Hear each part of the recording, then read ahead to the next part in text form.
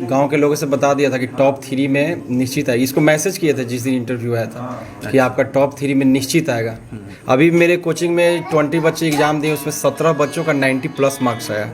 अच्छा, तो उस समय जब ये लड़की इंटरव्यू देके आई तो आपने कह दिया कि टॉप 3 में तुम शामिल हो। बिहार टॉपर देने वाले इस एकलव्य के गुरु द्रोणाचार्य यही हैं।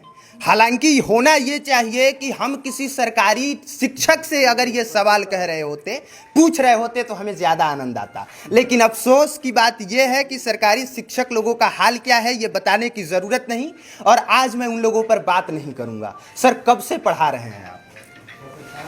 4 ईयर हो गया। 4 साल हो गए। 4 साल हो गए। और ये लड़की आपके यहाँ कब से पढ़ रही है? ये 4 साल हो गए। ये भी 4 साल से पढ़ रही है, यानी कि 6th क्लास से। 7th class. 7 क्लास। हाँ, तो जब आई थी तब आपको लगा था क्या कि इतनी ओवर टैलेंटेड लड़की है?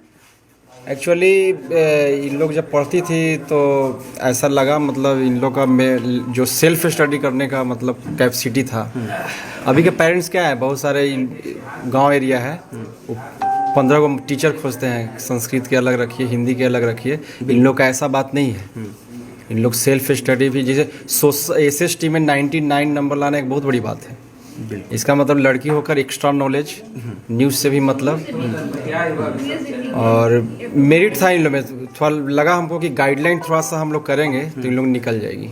तो अकेले ही सारा सब्जेक्ट आप पढ़ा देते? नहीं, 4-5 टीचर हैं। 4-5 टीचर पहले नहीं थे, अब आ गए, इस वर्ष से आए हैं कोरोना के बाद। तो इस बार आपके कोचिंग से 3 बच्चों ने टॉप किया है, राइट? 4 बच्चों ने टॉप 3 टॉप 10 में है, 1 जिला में है। एक बच्चे ने जिला टॉप किया है और 3 बच्चों ने बिहार टॉप में शामिल है। हाँ, टॉप 10 में शामिल है। इसका मतलब कि आपके कोचिंग की जो संख्या है वो अब 2 गुना या 3 गुना हो जाएगी, राइट? हाँ, उसके लिए मैं ज़्यादा, आप सोचे ना सोचे, लेकिन होगा, ऐसा होता है। हाँ, होगा। जी बताइए। मैं सोचता हूँ कि बच्चे क्वालिटी वाले हों। एक्चुअली ऐसा नहीं कि मतलब मैं तेजी बच्चा को पढ़ाता हूँ, बहुत सारे वीक स्टूडेंट को अच्छा किया हूँ। ठीक है, अभी मेरे कोचिंग में 20 बच्चे एग्जाम दिए, उसमें 17 बच्चों का 90+ मार्क्स आया। अच्छा। और सबसे खुशी की बात है कि टॉप 6 जो लड़की का ही नंबर आया है। अच्छा। 4 लोग का, इन लोग तो 95 से ऊपर है, और 2 और लड़की लोग का 93, 94, कुछ बच्चों का 92, इस तरह से मार्क्स आया है। अब आपके पढ़ाने की ऐसी क्या अलग स्ट्रेटजी रही जो आपके कोचिंग से इतने बच्चों ने टॉप किया? ये थोड़ा सा अजीब लगता है सुनने में। पढ़ाने का अपना एक स्टाइल होता है। ठीक है, पहले बच्चों को मेरिट बेस्ड पढ़ाते हैं और मार्क्स भी ज़रूरत है। अगर मार्क्स बेस्ड तो उसके लिए लास्ट में जिस तरह का जो सबसे बड़ी टेस्ट, इन लोग का जो टेस्ट होता है डेली 6-6 घंटे टेस्ट होता था पर डे, मतलब 2 सब्जेक्ट का टेस्ट होता था। उसी में इन लोग इसका जितना मार्क्स आया है 487, उतना मार्क्स इसका लिखा हुआ है कि एकदम पूरा एकदम डिट्टो है मार्क्स आया। एक महीना पहले बोर्ड पर टंगा हुआ, अभी लिखित आपको मिल जाएगा। आपने पहले से लिख के टांग दिया था कि ये बच्ची इतना मार्क्स लेके आएगी? इन लोग का जितना पेपर हुआ था यहाँ ट्यूशन में, और उसके बाद वो तो मार्क्स उतना था ही। उसके बाद जब इन लोग एग्ज़ाम दी तो डेली रिपोर्ट लेते थे हम लोग, वहाँ जाकर भी दाऊदनगर एग्ज़ाम होता था, तो इतना सब इन लोग का मार्क्स बना हुआ था। पहले भी इतना मार्क्स मतलब आया था? लगभग इतना ही 97 मार्क्स बना हुआ था कि आएगा। पहले ही मैं अपने यहाँ गांव के लोगों से बता दिया था कि टॉप 3 में निश्चित है। इसको मैसेज किए थे जिस दिन इंटरव्यू आया था कि आपका टॉप 3 में निश्चित आएगा। कितने दिन पहले बिहार बोर्ड ने बुला लिया था इंटरव्यू के लिए? 26 मार्च को ही बुलाया था। 26 मार्च को बुलाया था। क्या क्या सवाल पूछा था? हर सब्जेक्ट के हर टीचर ने क्वेश्चन पूछा। 1-2 सवाल पूछा था। हाँ। तो उस समय तो नहीं बताया गया होगा ना कि टॉप आप ही हैं? नहीं। क्या बताया गया था उस समय? उस टाइम बस आपका इंटरव्यू हुआ, आपका फ़ोटो मैच किया गया एडमिट कार्ड से कि आप ही हो वो स्टूडेंट जिनको बुलाया गया है, और फिर हर टीचर अपना अपना क्वेश्चन किए, और बस इतना ही था। तो उस समय जब ये लड़की इंटरव्यू देके आई तो आपने कह दिया कि टॉप 3 में तुम शामिल हो, राइट? वहाँ मैं गया था। अच्छा, आप भी गए?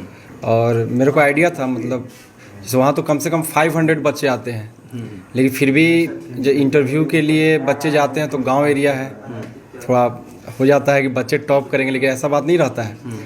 बच्चे तो 500 गए थे, लेकिन 39 ही टॉप 10 में है, और पूरा विश्वास था कि टॉप करेगी, टॉप 3 में आएगी, उसी में जो भी हो जाए।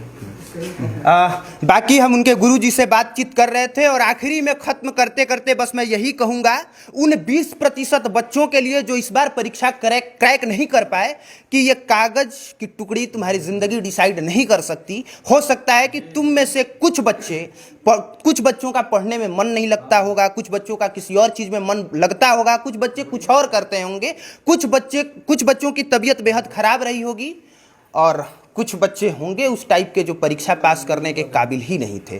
तो वो बच्चे मात्र 1-2% होते हैं। बाकी बच्चों के लिए मैं बस इतना ही कहूँगा कि तुम जो कर रहे हो करते रहो।